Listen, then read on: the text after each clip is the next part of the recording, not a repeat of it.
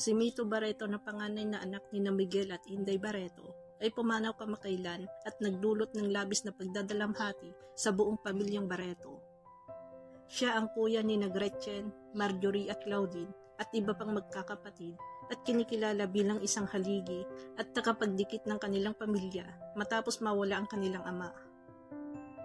Ayon sa mga pahayag ng kanyang mga kapatid, napakalaki ng papel na ginagampanan ni Mito sa kanilang buhay. Si Marjorie Barreto ay nagbahaga ng emosyonal na mensahe sa social media kung saan sinabi niyang halos lahat ng mahahalagang okasyon sa kanilang pamilya ay palaging nandoon ang kanyang kuya mula sa mga kaarawan, Pasko, graduations ng mga anak hanggang sa mga premieres ng pelikula. Tinawag niya itong family man na hindi nagsasawang ipakita ang suporta at pagmamahal.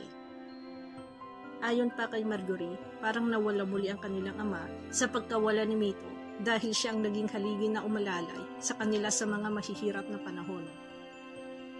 Samantala, si Claudine Barreto naman ay naghayag ng kanyang matinding kalungkutan at hindi pa rin makapaniwala na bigla ang nawala ang kanyang kuya. Binanggit niya na bago pumanaw si Mito, makapagtuwid sila ng hindi pagkakaunawaan at nagkaroon ng pagkakasundo, ngunit masakit para sa kanya na ang goodbye ay dumating ng mas maaga kaysa inaasahan. Nagbigay din ng tribute si Danny Barreto, anak ni Marjorie, na nagsabing si Tito Mito ay palaging present sa bawat yugto ng kanyang buhay.